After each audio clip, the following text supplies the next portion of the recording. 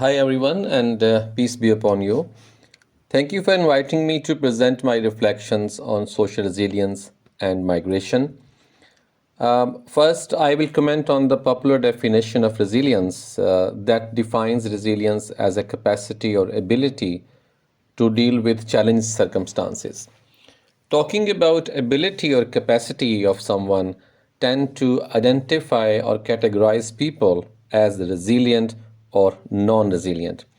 And that is why I am little skeptical towards top-down approaches to understand resilience, especially when we are talking about social resilience.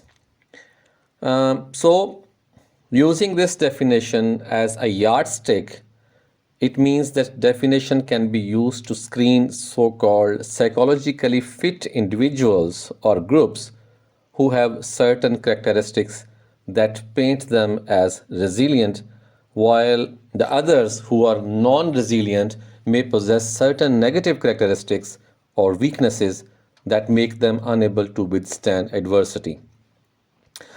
Strabo and other authors, they have criticized this conceptualization, and they mention it the heroic resilience that ignores the relationships, constraints, and resources between institutions and individuals, and overall the social structure and social practices in the context. Conceptualizing and researching resilience as ability or capacity or a measurable construct may not be helpful to understand human experience through change and challenges that are shaped by several interconnected environmental factors. The poster that you are seeing on the right side of the screen, Stop Calling Me Resilient, it is a self-explanatory poster. And you will find the studies informing about resilient teachers, resilient children, resilient individuals that seems to present the term resilient as a so-called status determining people as psychologically fit. Well, how do we reach social resilience? This is a brief timeline that tells us how the concept has been evolved over time in social sciences. Beginning in the 60s with a trade perspective, the concept of resilience was gradually understood in the context of environment, person environment interactions, and then later as a constructionist perspective on social resilience, it was seen as socially and culturally embedded phenomena. This term social resilience regarding social aspects of human resilience is relatively new. However, it comes into perspective with the departure from individual psychological traits to the person environment interaction, and from I to we, us, and they. Meanwhile, the social constructionist perspective or social constructionist approach in the resilience studies open the horizon for the in-depth ground-up investigations. I did a quick search on Scopus, PubMed, Google Scholar to find articles that have the word social resilience in their titles, and I could find 401 studies published in the last 15 years or so that include the word social resilience in their titles. 273 articles among these studies, they provided a definition of social resilience that was used in those articles. After removing the duplicate definitions, there were about 37 definitions which were anyhow similar or almost most of them were defining social resilience as ability or capacity to withstand, to recover, to maintain. However, the most common definition was used in those articles was Edgar's definition of social resilience. And Edgar defines social resilience as the ability of communities to absorb external changes and stresses while maintaining the sustainability of their livelihoods independent of any ecological system.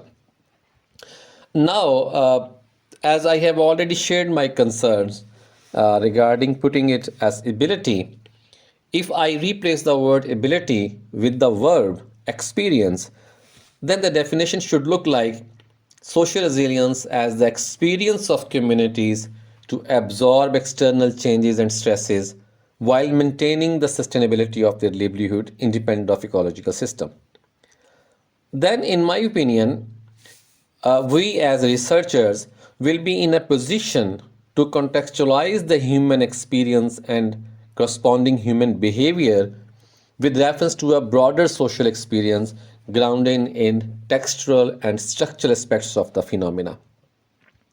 I did not mean at all that the concept of social resilience, as I mentioned, may be applicable everywhere, but in the context of migration, we have already informed in the migration studies that migration is an interdisciplinary study, and with reference to person environment interaction, human experience is complex in the context of hosting country and migrants' background.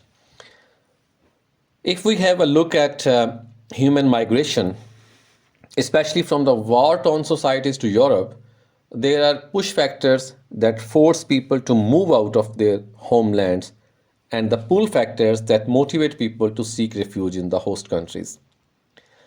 Even though the people fleeing from war-torn societies or war-torn countries may have similar experience, such as people coming from Afghanistan, Syria, Iraq, Yemen, Palestine, they may report similar push factors with respect to Peruvian protection and participation.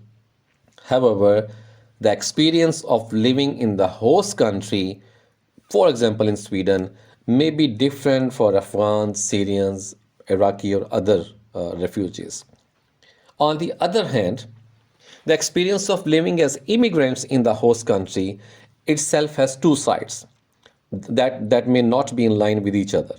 For example, experiencing Sweden or the host country as a right holder on the basis of human rights, and on the other hand, living in Sweden or in the host country as a member of the society.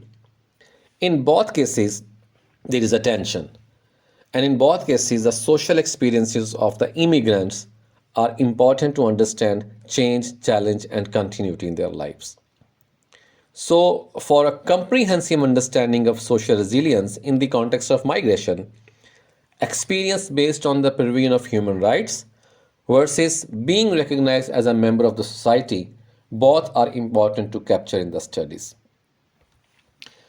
I have selected some words here that you see uh, that are somehow related to social, cultural, political, and economic environment of the hosting country. And these environmental factors impact the social experience and social practices of the immigrants, whom I see as social actors. So for me, immigrants are active agents and they are social actors. Now, this change, challenge, and continuity that I say, three C's, in my opinion, and in my research plan, they can only be researched when social resilience is conceptualized as a complex and coherent social phenomena. Therefore, I will conclude that in the context of migration, that the social experience of the immigrants should be seen as an experience of change, challenge, and continuity. And the word social here is quite broad. It is multifaceted and it is embedded in the environmental context of the host country. I will end my presentation here with this beautiful and meaningful poem written by a 9 years old girl, which says, Refugee. Refugee, I find no comfort in my new name. I long to share my past, restore my pride, to show I too, in time, will offer more than I have borrowed. Thank you.